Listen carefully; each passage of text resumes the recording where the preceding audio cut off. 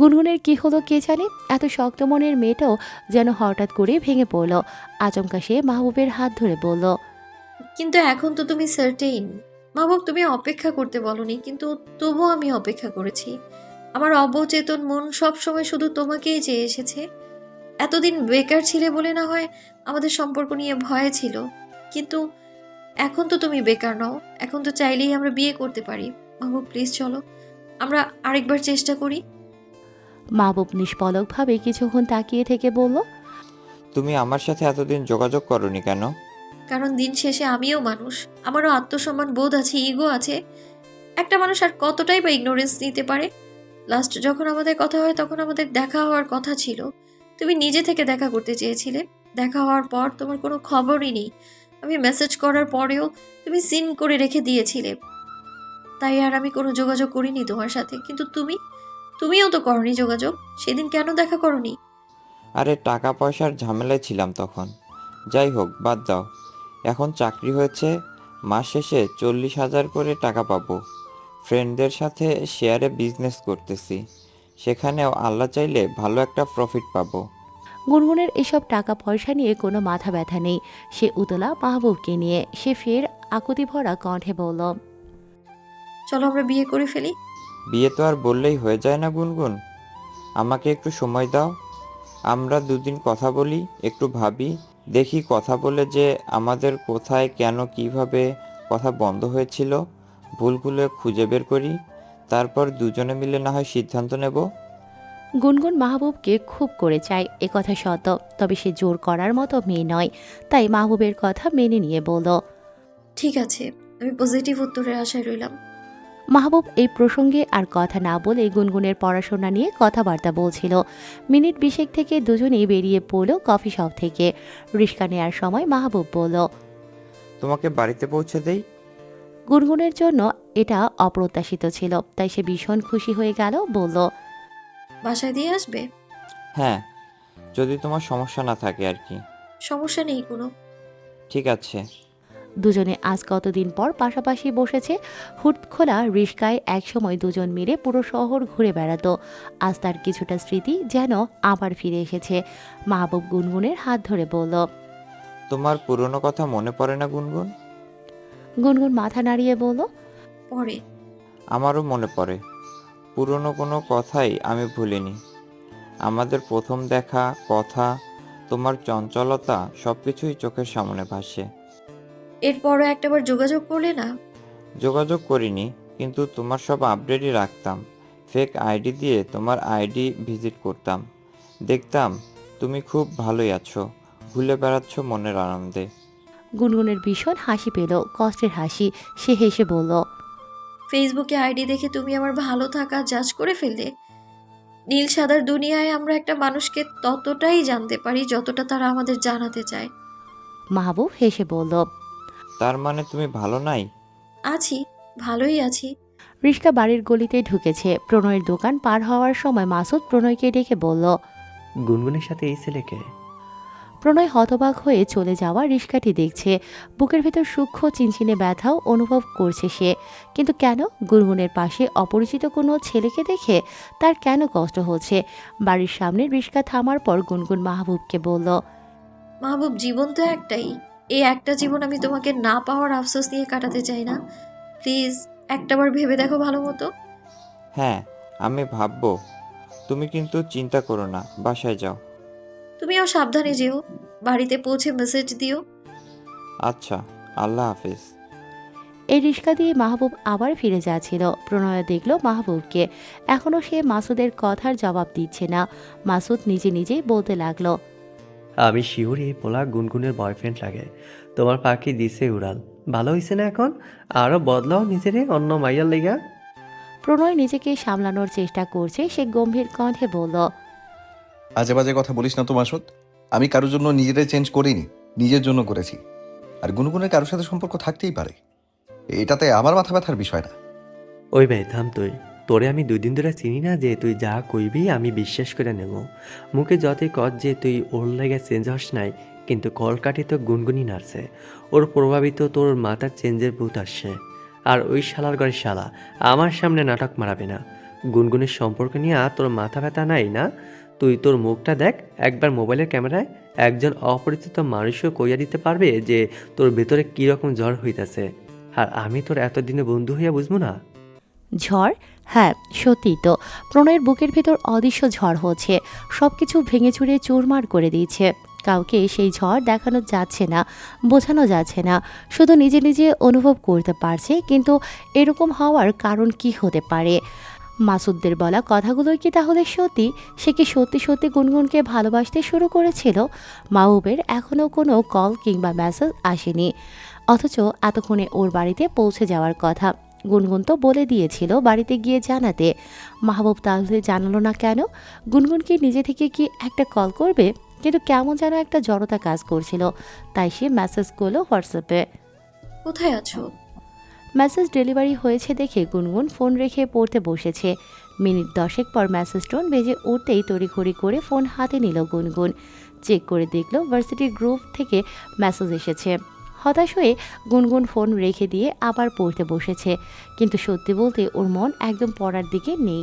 রাতে খেতে বসেও ঠিকমতো খেতে পারল না, ঘুমও আসছিল না। একটু পরপর ফোন চেক করছিল গুনগুন। মাহবুবের লাস্ট সিন দেখাচ্ছে 30 মিনিট আগে। গুনগুন মেসেজ করেছে আরও 3 ঘন্টা আগে, অথচ গুনগুনের মেসেজ সিন করেনি, রিপ্লাই করেনি। তাহলে কি মাহবুব ওকে ইগনোর করছে? প্রণয় প্রতিদিন রাতে একবার করে গুনগুনকে ফোন করে, সারাদিনের খোঁজ খবর নেয়। গুনগুন যে খুব বেশি ওর সাথে কথা বলে ঠিক তা নয়, সর্বোচ্চ 6 থেকে 10 মিনিট কথা বলবে। এটুকুই সময়ের শর্টকাটে নিজের খবর বলে প্রণয়ের টুকটাক খবর নিয়ে কল রেখে দেবে। প্রণয়ের অবশ্য এতে কোনো আক্ষেপ ছিল না কখনোই। গুনগুন যে ওকে একটু সময় দেয় এতেই সে খুশি। চাওয়া পাওয়া কম ছিল বলে প্রণয় সর্বদা নিজেকে সুখী মানুষই মনে করত। কিন্তু গতকাল গুনগুনকে অন্য ছেলের সাথে দেখার পর থেকে সুখী মানুষ তকমাটা তার সাথে আর যাচ্ছে না বলেই তার ধারণা। প্রণয় গতকাল রাতে গুনগুনকে কল করেনি, ইচ্ছে করেই করেনি। অন্যজনের প্রেমিকাকে সে বিরক্ত করতে চায় না, কিন্তু তার অবচেতন মন খুব করে চাচ্ছিল যে গুনগুনের একটা কল কিংবা মেসেজ আসুক, কিন্তু আসেনি। প্রণয় নিজেকে নির্বোধ ও বোকা বলতে লাগলো। এখনও সে গুনগুনের কল মেসেজের আশা করে। গুনগুনের কি আর এত সময় আছে? এত দায়ভারও নেই গুনগুনের। ও হয়তো এখন প্রেমিকের সাথে কথা বলায় ব্যস্ত, থাকুক ব্যস্ত, সমস্যা তো নেই। তবে প্রণয়ের খুব আক্ষেপ ও অভিমান গুনগুনের উপর। ও যদি একটাবার মাহবুবের কথা জানতো তাহলে প্রণয় কখনোই ওকে বিরক্ত করতো না। কেন জানায়নি গুনগুন? অবশ্য জানানোর তো কথাও না, সে তো আর গুনগুনের আপন কেউ নয়। প্রণয়ের রাগ, ক্ষোভ, ঘৃণা সব একসাথে হচ্ছে। সকালে অনিচ্ছা সত্ত্বেও টিউশনিতে যাওয়ার জন্য বের হয়েছে প্রণয়। বাড়িতে বসে থাকলেই গুনগুনের কথা মনে পড়বে, নিজেকে ব্যস্ত রাখতে হবে। যখনই দেখলো গুনগুনও বাড়ি থেকে বের হয়েছে ভার্সিটিতে যাওয়ার জন্য, তখন সে আড়ালে লুকিয়ে পড়েছে। গুনগুনের মুখোমুখি সে হতে চায় না, তবে ওকে দেখার পর সেই সূক্ষ্ম চিনচিনে ব্যথাটা আবার মাথা চাড়া দিয়ে উঠেছে। ক্লাসের ব্রেক টাইমে দুটো কফি নিয়ে মাঠে ঘাসের উপর বসে আছে গুনগুন ও রাধিকা।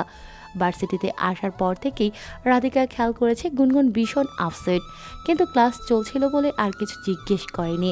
একটু শান্তিমতো যেন কথা বলা যায় তাই মাঠ বেছে নিয়েছে।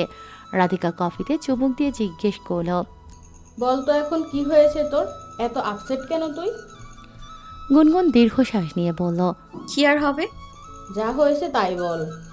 গুনগুন শুরু থেকে সবটা বলল। রাধিকা দাঁত কিরমির করে বলতে লাগলো, এই আপদটার সাথে এখনো তুই কথা বলছিস কেন? এর জন্য জীবনে কত ঝামেলা পোয়াতে হয়েছে তোকে।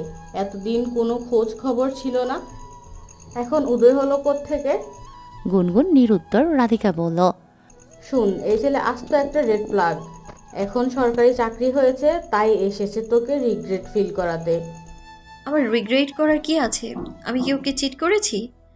না, কিন্তু ওর তো ধারণা তুই ওকে ছাড়াই ভালো আছিস, তাই কোনো যোগাযোগ করিসনি। এই জন্য এসেছে চাকরির কথা জানাতে, যাতে তুই এইসব জেনে আফসোস করিস। ওর ভালো চাকরি, টাকা পয়সা নিয়ে বিন্দুমাত্র মাথা ব্যথা নেই আমার, রাধিকা। ও যখন বেকার ছিল তখনও ওকে বিয়ে করতে রাজি ছিলাম আমি, বরং ও নিজেই করেনি। সবসময় একটা কথাই বলতো, খুব আনসার্টেইন। মাহবুব শুরু থেকে রেড ফ্ল্যাগ ছিল, যেটা তুই বুঝিসনি এবং এখনো বুঝতে চাচ্ছিস না। গতকাল যে তোকে বলল ওর নাকি বিয়ে শাদী করার ইচ্ছে নেই, করবে না। পুরোটাই একটা ভাওতাবাজি। বাবা মায়ের পছন্দের বড়লোক বাপের মেয়ে দেখে ঠিকই বিয়ে করে ফেলবে দেখবি। গুনগুনের চোখ দুটোতে হঠাৎ করে বিষণ্ণতা ভর করলো। সত্যি মাহবুব এমনটা করবে? রাধিকা গুনগুনের মনের কথা বুঝতে পেরে ওর হাত ধরে বলল, শোন জান, আমার কথাগুলো শুনতে তোর খারাপ লাগতে পারে, কিন্তু আমি সত্যিই বলছি, মাহবুব তোকে ভালোবাসে না। আগেও কখনো ভালোবাসেনি, শুধু টাইম পাস করেছে। সে যদি তোকে ভালোই বাসতো তাহলে এখন এসে এসব নাটক করতো না যে তুই বিয়ে করিসনি কেন, ব্লা ব্লা। ডিরেক্ট তোকে বলতো চলো বিয়ে করি। ইভেন তুই নিজেই তো বলেছিস বিয়ে করার কথা। ও কি বলেছে? ভাববে, ভেবে জানাবে। ভাই, এখানে এত ভাবাভাবির কি আছে? ও না তোকে ভালোবাসে, তাহলে আবার নতুন করে কি ভাববে? ও কি তোকে দুদিন ধরে চিনে যে ভাবতে হবে? আবার দেখ, তুই নিজে থেকে মেসেজ করেছিস, তারও কোনো রিপ্লাই নাই। আজ কয়টা বাজে এখন? অলরেডি দুপুর 12টা পার হয়েছে।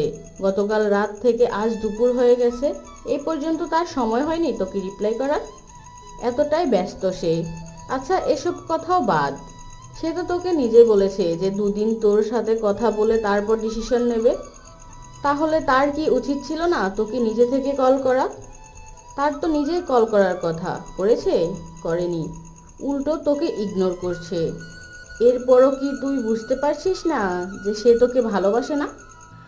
গুনগুন মনে হচ্ছে দম আটকে বসে আছে। রাধিকা যা বলছে সব যুক্তিসঙ্গত কথাই বলছে, তবুও কেন জানি সে মাহবুবকে ছাড়া নিজেকে ভাবতে পারছে না। রাধিকা ফের বলল, আমি জানি তুই মাহবুবকে অনেক ভালোবাসিস, তোর পক্ষে হয়তো এতটা সহজও হবে না নিজেকে বোঝানো। আমিও বলছি না যে হঠাৎ করে ছেড়ে দে, নিজেকে দুটো দিন সময় দে। দেখ এর মধ্যে সে নিজে থেকে কোনো কল বা মেসেজ করে কি না। যদি না করে তাহলে দুদিন পর তুই নিজে কল দিয়ে জিজ্ঞেস করবি সে কি চায়, তোকে বিয়ে করবে কি না। ইয়েস অর নো, বিস্তারিত কোনো আলাপে যাই না। এরপর উত্তর তো তুই নিজেই পাবি, সেই অনুযায়ী না হয় পরের ডিসিশন নিস। আপাতত ভেঙে পড়িস না, নিজেকে শক্ত কর। তুই এত শক্ত মনের মেয়ে গুনগুন, অথচ এভাবে ভেঙে পড়ছিস। আমার বিশ্বাসই হচ্ছে না। তোকে যারা বদরাগী, জিদ্দি, একরোখা আর স্ট্রং ভাবে, তারা যদি তোর এই ভাঙ্গা রূপটা দেখে, আমি শিওর যে নির্ঘাত জ্ঞান হারাবে ওরা।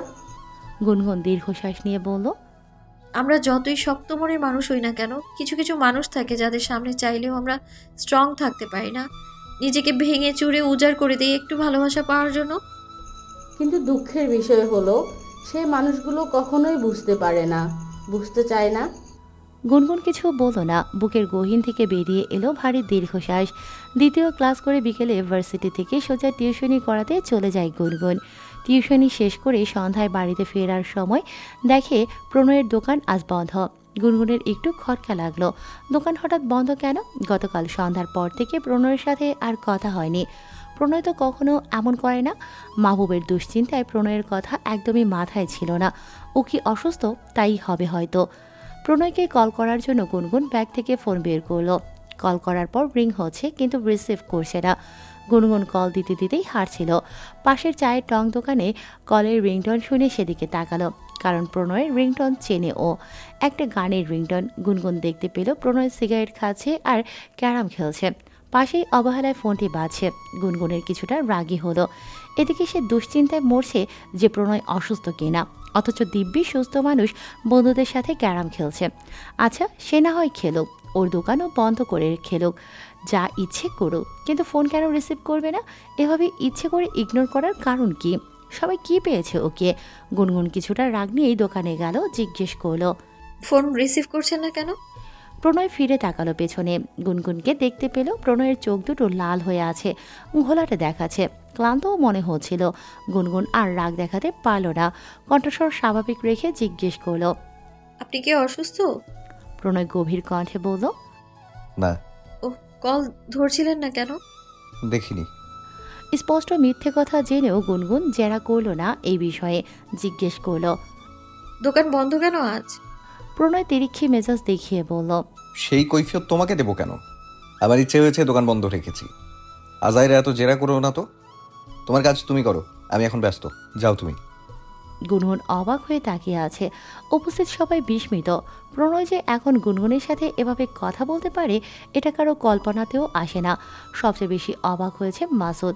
সে গুনগুনকে দেখতে পারে না এ কথা ঠিক, কিন্তু আজ প্রথমবারের মতো গুনগুনের বিষাদিত মুখটা দেখে ওর মায়া লাগছে। অন্ধকারেও গুনগুনের ছলছল করা চোখ দুটো স্পষ্ট দেখতে পাচ্ছে ও। প্রণয় কি দেখেছে বিষাদ মাখা সেই চোখ দুটো? না, দেখার কথা না। প্রণয় সামনে ফিরে আছে, গুনগুনের দিকে আর তাকায়নি। তাকালে কি একইভাবে কর্কশ কণ্ঠে কথাগুলো বলতে পারত? গুনগুন দাঁড়িয়ে থাকতে পারছিল না। অন্য সময় হলে কথাগুলো হয়তো ওর গায়ে লাগতো না, উল্টো পাল্টা জবাবও ও নিজেও দিয়ে দিত। আজও চাইলে সে জবাব দিতে পারে, কিন্তু সে খেয়াল করে দেখল তার আসলে কথা বলার শক্তিটুকুও নেই। মনের মধ্যে কোনো জোর নেই। সে গুরুত্বহীন ভাঙা একটা মানুষ, যাকে সবাই শুধু নতুন করে ভাঙতেই পারে, কষ্ট দিতে পারে, ভালোবাসতে পারে না, আগলে রাখতে পারে না। গুনগুন খুব করে উপলব্ধি করছে এই পৃথিবীর বুকে একমাত্র অপ্রয়োজনীয় ব্যক্তি।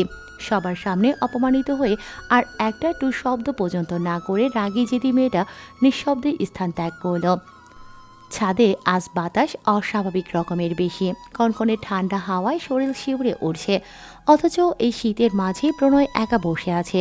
মনে হচ্ছে ঠান্ডার থেকেও বেশি কিছু ওকে কাঁপিয়ে দিচ্ছে ওর ভেতরের আগুনটা। পাশে বসে আছে মাসুদ। সে খুব ভালো করেই বুঝতে পারছে গুনগুনের সাথে এমন ব্যবহার করে প্রণয় নিজেও ভেতরে ভেতরে ভেঙে পড়েছে।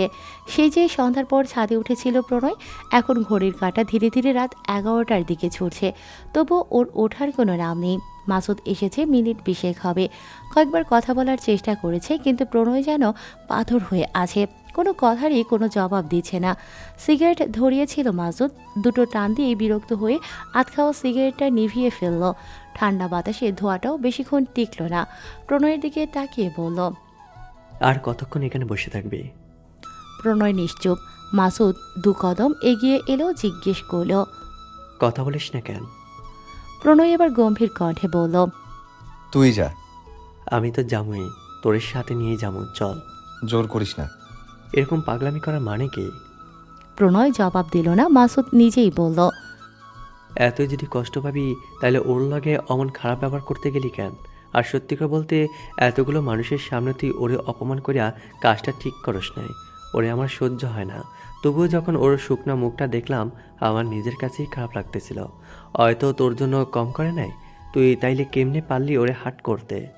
প্রণয় চোখ গরম করে তাকালো মাসুদের দিকে। বসা থেকে উঠে দাঁড়িয়ে মাসুদের কলার ধরে বলল, ওরে আমি অন্য কারোর সাথে সহ্য করতে পারি না। কি করব আমি?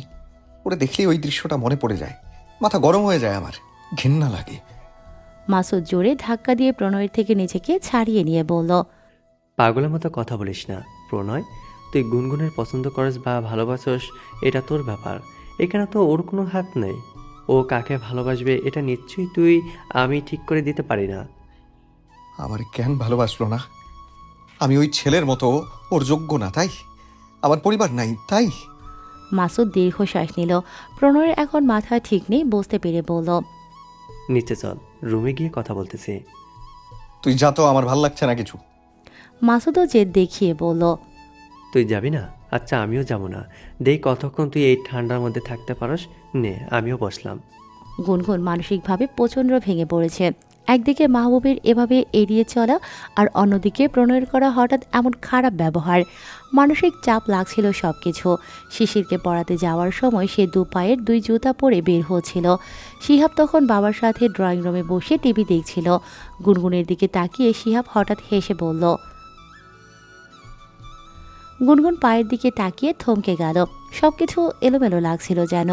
মৃদু হাসার চেষ্টা করে বলল, খেয়াল করিনি। এরপর রুমে গিয়ে আবার জুতা ঠিক করে পরে শিশিরকে পড়াতে গেল। আজ সে অন্য সময়ের মতো শিশিরের সাথে গল্প করেনি, চুপচাপ ছিল। শিশির প্রশ্ন করলেও কোনো জবাব দেয়নি, নাস্তাও খায়নি সে। শেলি চৌধুরী বিষয়টা লক্ষ্য করলেন। পড়ানো শেষ করে গুনগুন চলে যাওয়ার সময় ডেকে বললেন, তুমি কি কোনো কারণে ডিস্টার্ব গুনগুন? গুনগুনের কান্না পেয়ে যাচ্ছিল। অতি কষ্টে নিজেকে সামলে নিয়ে বলল, না আন্টি, আমি ঠিক আছি।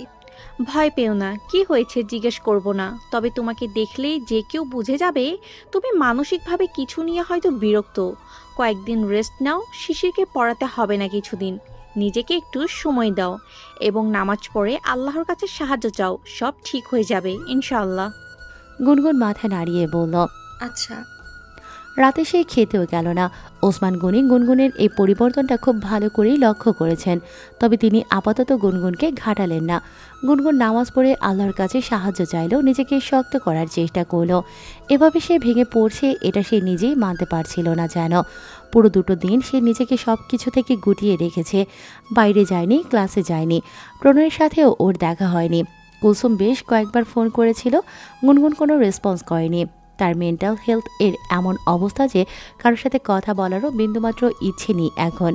আজ সকালে ঘুম থেকে উঠে দেখে রাধিকা এসেছে। গুনগুন নিভু নিভু দৃষ্টিতে তাকাতেই রাধিকা বলল, ওঠ, আর কত ঘুমাবি? গুনগুন উঠে বসলো, জিজ্ঞেস করলো, কখন এসেছিস? বেশিক্ষণ হয়নি, মাত্রই এসেছি। তোর ব্যাপারটা তো কিছুই বুঝতে পারছি না। কি? নিজেকে এভাবে ঘরবন্দি করে রেখেছিস কেন? এমনি। গুনগুন, এটা কি তুই বলতো? তোকে এভাবে মানায় না। ঠিক হয়ে যাবে সব, চিন্তা করিস না। কল করেছিলি? না। মেসেজ? না। মেসেজও না? ওই শালার আশা এবার বাদ দে তো। এ পুরা ঢপবাজ, তোর জীবন ঝালাপালা করতে এসেছে, আর কিচ্ছু না। বাদ দেব। মুখে বললে হবে না, ওকে সব জায়গা থেকে ব্লকও করে দিবি। হ্যাঁ, শুধু একটু সময় নিচ্ছি, আর একটু মানসিকভাবে স্ট্রং হলেই ব্লক করে দেব। মুখের কথা নাকি মনের কথা? গুনগুন হাসল। এই হাসিতে রহস্যের গন্ধ। রাধিকা বুঝতে পারল না। এইসব ব্যাপারে আর কথা না বাড়িয়ে তাড়া দিয়ে বলল, এখন ওর তো কোথাও থেকে ঘুরে আসি। ভালো লাগছে না, ইচ্ছে করছে না কোথাও যেতে। বাইরে বের হলে ভালো লাগবে, চল। অগত্যা গুনগুনকে রেডি হয়ে রাধিকার সাথে বের হতে হলো। যাওয়ার সময় রিস্কায় বসে চায়ের টং দোকানের দিকে একবার উকি দিল গুনগুন। প্রণয় নেই সেখানে। কেন সে প্রণয়কে খুঁজছে কে জানে। রাধিকা জিজ্ঞেস করল, কাকে দেখিস? কাউকে না। কোথায় যাচ্ছি আমরা? জিয়া উদ্যান যাব। ওখানে স্ট্রিট ফুড খাবো, হাঁটবো, বসবো আর জীবনের গল্প করব। গুনগুন মৃদু হাসার চেষ্টা করল। নিজেকে সে স্বাভাবিক করতে চাইলেও মন যেন কোনোভাবেই সায় দিচ্ছিল না। সে প্রতিবার নামাজ পড়ে আল্লাহর কাছে দোয়া করে আল্লাহ যেন তাকে শক্তি দেয়, মানসিক শান্তি দেয়, যে কোনো সমস্যা মোকাবেলা করার মতো মানসিক শক্তিটুকু যেন তার থাকে। দিনের আলো ও রাতের অন্ধকারের মতোই মাহবুবের বিষয়টাও এখন গুনগুনের কাছে পরিষ্কার। সে জানে না কেন মাহবুব তাকে এড়িয়ে চলছে, তবে এতটুকু স্পষ্ট বুঝতে পারছে যে গুনগুনকে সরাসরি না বলার সৎ সাহস মাহবুবের নেই। সে হয়তো চাচ্ছে গুনগুন নিজে থেকেই সরে যাক, এতে করে মাহবুব নির্দোষ থাকবে, তাকে কেউ কখনো ব্লেম দিতে পারবে না। তবে তাই হোক, গুনগুনও আর অপেক্ষা করবে না, সে নিজের জন্যই বাঁচবে। রাধিকার সাথে ঘুরে ফিরে একদম সন্ধ্যায় বাড়িতে ফিরল গুনগুন। যাওয়ার পথে খেয়াল করলো প্রণয় আজ দোকান খুলেছে। গুনগুন একবার সেদিকে তাকিয়ে সোজা চুপচাপ হাঁটছিল।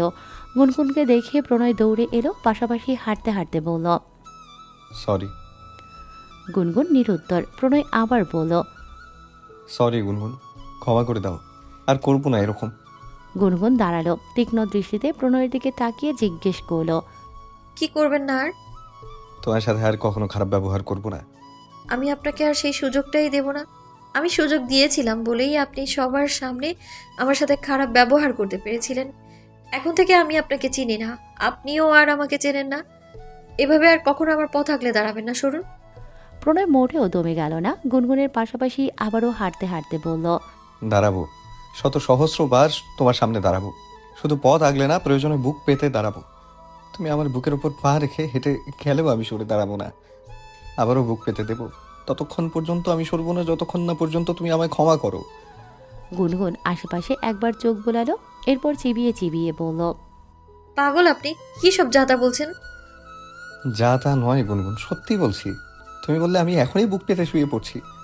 নো, ফর গড সেক, আপনার এইসব পাগলামো বন্ধ করুন প্লিজ। আপনি এসব একদম করবেন না। তাহলে বলো, আমায় ক্ষমা করে দিয়েছো? ক্ষমা করার প্রসঙ্গ আসছে কেন? আমরা কেউ কাউকে চিনি না আর। তুমি আমায় না চিনতে পারো গুনগুন, কিন্তু আমি তো তোমায় চিনি।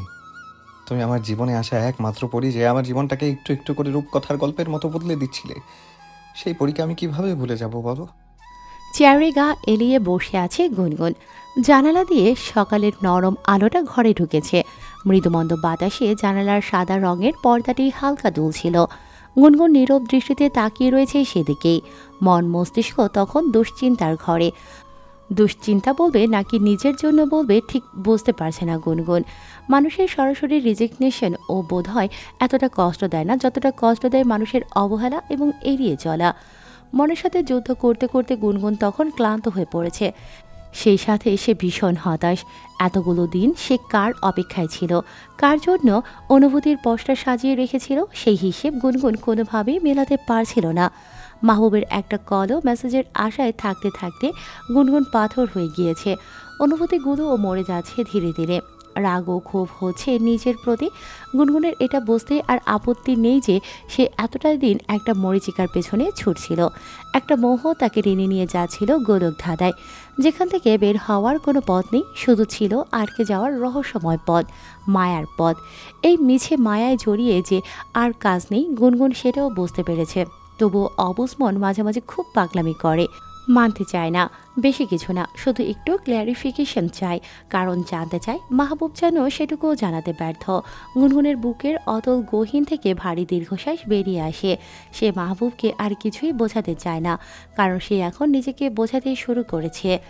ফোনের রিংটোন বেজে উঠতেই ভাবনার ঘোর কাটে গুনগুনের। সে সোজা হয়ে বসে টেবিলের উপর থেকে ফোন নিয়ে দেখে প্রণয় কল করেছে। গত পরশুর পর থেকে প্রণয়ের সাথে ওর সম্পর্কটা স্বাভাবিক হয়েছে, তবে আগের মতো কিছুই নেই। প্রণয় এখন আর আগের মতো নিয়ম করে কল করে না। গুনগুনও এটা আশা করে না। তার এখন একা থাকতেই ভালো লাগে। যদিও গুনগুনের এখন কথা বলার মতো মানসিকতা নেই, তবুও গুনগুন কলটা রিসিভ করবে ভাবছিল।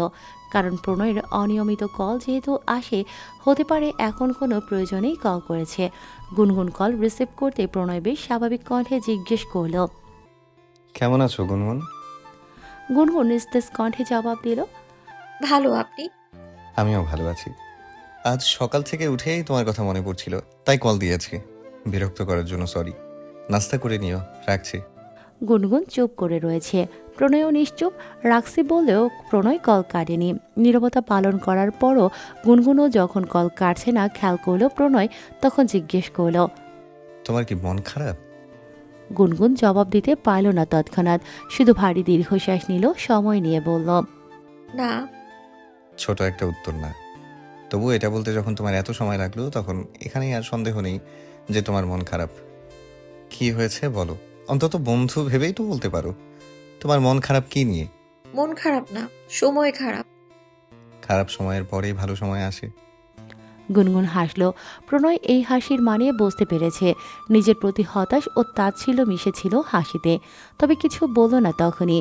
গুনগুনকে সময় দিল নিজেকে সামলানোর এবং নিজ থেকেই কিছু বলার। গুনগুন চেয়ার ছেড়ে উঠে জানালার পাশে দাঁড়ালো। সূর্যের নরম আলোটা এখন গুনগুনের মুখে পড়ছে। জানালার গ্রিলে হাত রেখে গুনগুন বলল, আমার জীবনে ভালো বলে কিছুই নেই, কোনো ভালো হয়ও না আমার সাথে। তুমি নিজেই তো ভালো গুনগুন, সবার জন্য তুমি ভালো, তোমার সাথেও ভালো হবে একদিন। আচ্ছা।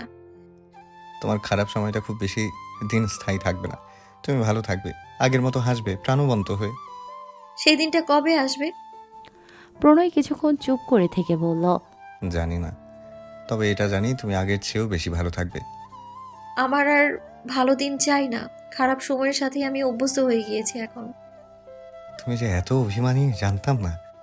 গুনগুন জবাব দেওয়ার আগে শোভনা বেগম এলেন রুমে। ভেতরে ঢুকে বললেন, তোর আব্বু ডাকছে, শুনে যা। গুনগুন বলল। আসছি। প্রণয় শুনেছে দুজনের কথাই, তাই নিজে থেকে বলল, ঠিক আছে, পরে ফোন দেবো তাহলে। আচ্ছা।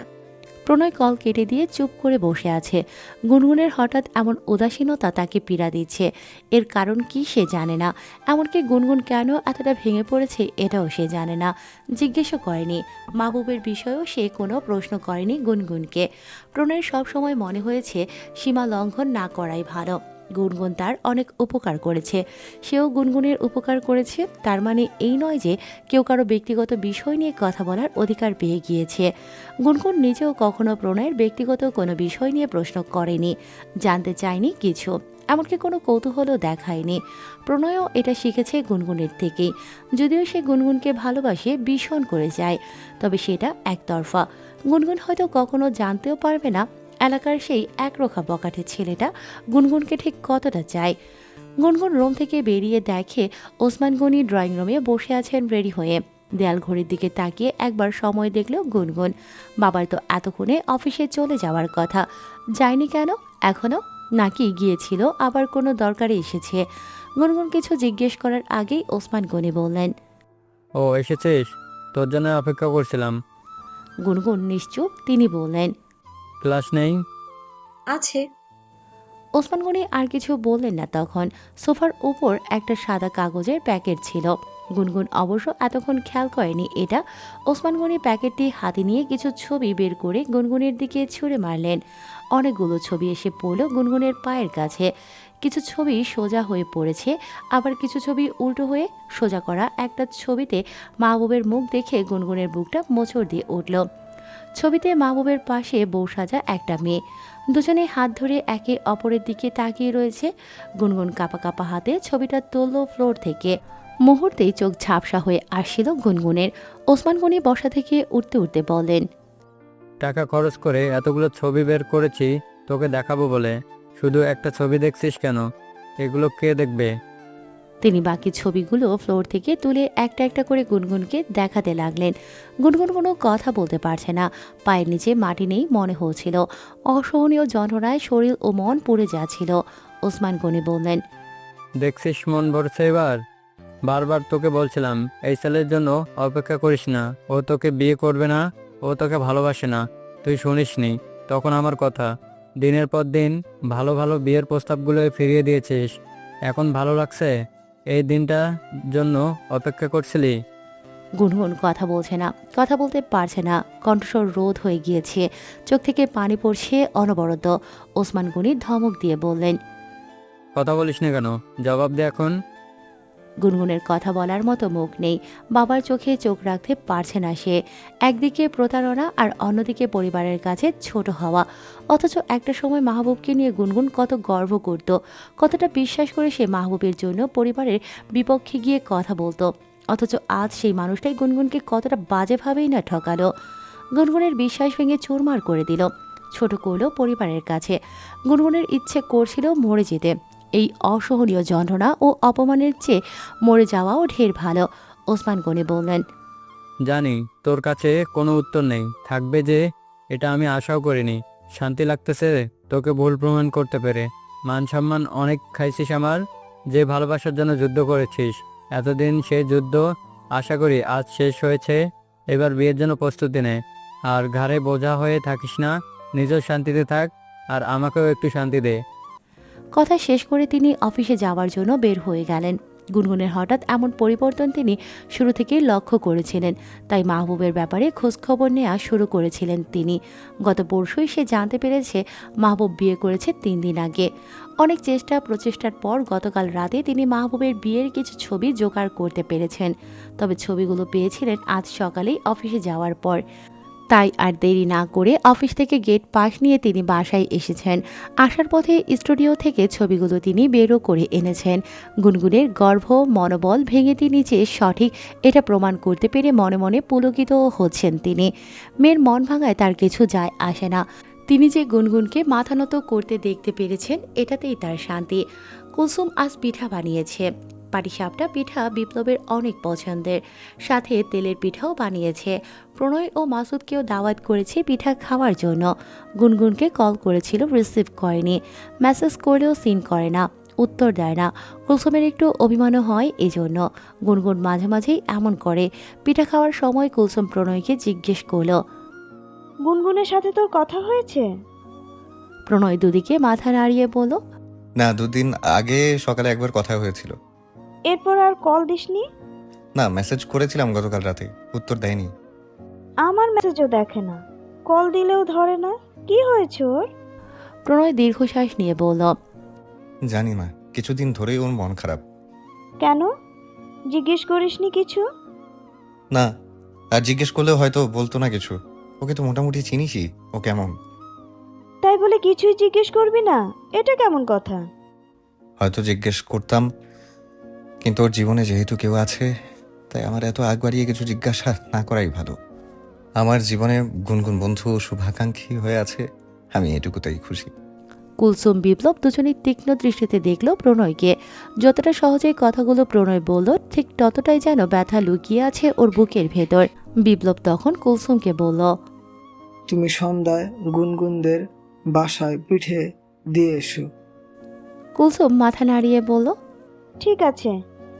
এরপর প্রণয়কে জিজ্ঞেস করল, যাবি নাকি আমার সাথে? না না পাগল, ওর বাসায় সমস্যা হবে, কিন্তু বাড়িতে গিয়ে কল দিস কোনো সমস্যা হলে। আচ্ছা।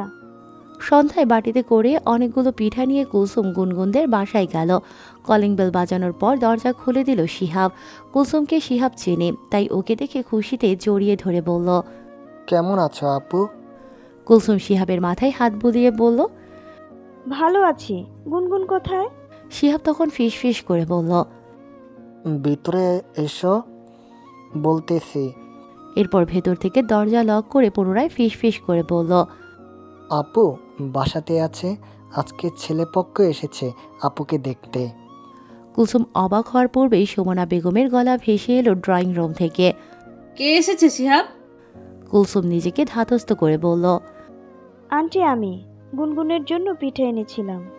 ড্রয়িং রুম ভর্তি লোকজন। মাথায় ঘোমটা দিয়ে একটা চেয়ারে বসে আছে গুনগুন।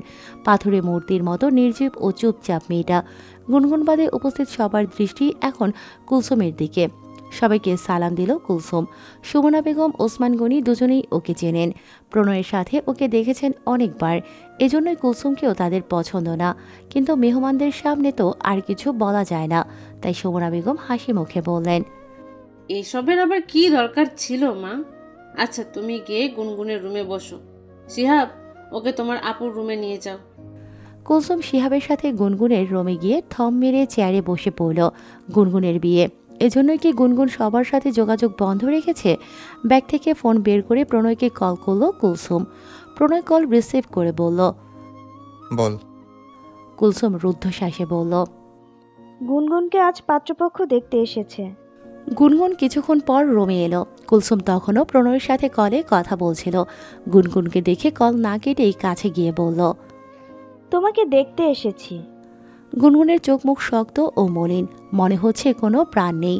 কুলসুমের দিকে তাকালো না একবার, দৃষ্টি অন্যদিকে রেখে নিস্তেজ কণ্ঠে বলল, কাকে বিয়ে করছো? চিনি না। কুলসুম কিছুটা না বরং অনেকটাই অবাক হলো। শুরুতে ভেবেছিল গুনগুনের যার সাথে সম্পর্ক আছে তারাই দেখতে এসেছে, কিন্তু চিনি না বলল কেন গুনগুন? কুলসুম স্বাভাবিক ভঙ্গিতেই বলল, আমি যতটুকু জানি তুমি রিলেশনশিপে আছো। এই ছেলে সে নয়? গুনগুন এবার চোখ তুলে তাকালো কুলসুমের দিকে। লাল হয়ে আছে চোখ দুটো, মনে হচ্ছে কিছুক্ষণ আগেও কেঁদেছে মেয়েটা। হঠাৎ হাসলো গুনগুন, হাসিতে তাচ্ছিল্য স্পষ্ট, হেসেই বলল, ভালোবাসার মানুষকে পেতে ভাগ্য লাগে আপু, আমি ততটাও ভাগ্যবতী নই। কথাটা কুলসুমের বুকে গিয়ে লাগলো। সে গুনগুনের হাত চেপে ধরে জিজ্ঞেস করলো, সবকিছু ঠিক আছে গুনগুন? আমার পুরো জীবনটাই এলোমেলো হয়ে গেছে। গুনগুন এবার কেঁদে ফেলল। ঠোঁট কামড়ে ধরে অনেকক্ষণ কান্না আটকে রাখার চেষ্টা করেও ব্যর্থ হয়েছে। কুলসুম গুনগুনকে জড়িয়ে ধরল, কিন্তু কান্না করতে নিষেধ করল না। নিষেধ করেও লাভ নেই। হৃদয়ের রক্তক্ষরণ যার হয় সেই বোঝে বুকে কতটা কষ্টের সাগর বয়ে বেড়াতে হয়। গুনগুন ফুপিয়ে ফুপিয়ে বলল, এক বিশ্বাসঘাতককে বিশ্বাস করেছিলাম, ভালোবেসেছিলাম, বিনিময়ে বাজে ভাবে ঠকলাম। একটাবার যদি আমাকে বলতো গুনগুন এই সম্পর্ক রাখা সম্ভব না, আমি তোমায় বিয়ে করব না, বিশ্বাস করো আমি কখনোই ওকে আটকাতাম না, যেতে দিতাম, আমি কোনো অভিযোগও রাখতাম না, অন্তত একটা রেসপেক্ট থাকতো ওর প্রতি আমার। কিন্তু ও শুধু ঠকায়নি আমায়, তিলে তিলে কষ্ট দিয়েছে আমায়, আমাকে পুরো শেষ করে দিয়েছে আপু। বাবার কাছে মুখ দেখাতে পারছি না লজ্জায়, সৎমা উঠতে বসতে কথা শোনাচ্ছে, খোটা দিচ্ছে, আমি আর পারছি না। বিশ্বাস করো, তোমরা সবাই ভাবো আমি খুব শক্ত মনের মেয়ে, কিন্তু দিন শেষে তো আমিও মানুষ আপু, কষ্ট তো আমারও হয়, বুকে অসম্ভব ব্যথা হয়, শক্ত খোলসে নিজেকে আটকে রাখতে পারি না। আর এই যে এখনো পারছি না, শুধু ভেতরে ভেতরে শেষ হয়ে যাচ্ছি আমি। কুলসুমের চোখে পানি চলে এসেছে। সে গুনগুনকে জড়িয়ে রেখেই মাথায় হাত বুলিয়ে বলল, আমাদের জীবনে কিছু মানুষ শিক্ষা হয়ে আসে। তোমার প্রাক্তনও তেমন একটা লিসেন। কিন্তু এভাবে ভেঙে পড়লে তো চলবে না গুনগুন, নিজেকে শক্ত রাখতে হবে। তুমি একজন প্রতারককে হারিয়েছ, আর ওই ছেলে হারিয়েছে তোমার মতো একজন মেয়েকে। আক্ষরিকভাবে ভেবে দেখো, তুমি হেরে গিয়েও জিতে গেছো। আর সে এখন জিতলেও এটা আসলে জেতা নয়, হেরে যাওয়াই। তুমি নিজে শক্ত থাকো। কুলসুমকে ছেড়ে দিয়ে গুনগুন চোখের পানি মুছতে মুছতে বলল, শক্ত আছি বলেই হয়তো এখনো বেঁচে আছি। রিসেন্ট এমন একটা ঘটনার সাথে সাথেই তুমি অন্য কাউকে বিয়ে করছো কেন? আগে নিজেকে হিল করো, সময় দাও নিজেকে। বিয়ে করছি না, করতে বাধ্য হচ্ছি। কে বাধ্য করেছে? তোমার বাবা মা? সেসব তো তোমার জানার প্রয়োজন নেই। রুমে ঢুকতে ঢুকতে বললেন সুমনা বেগম। কুলসুমের শেষ কথাটা তিনি শুনেছেন। পাত্রপক্ষ বিদায় নেওয়ার সাথে সাথেই তিনি গুনগুনের রুমে চলে এসেছেন। কুলসুমের দিকে তাকিয়ে বললেন,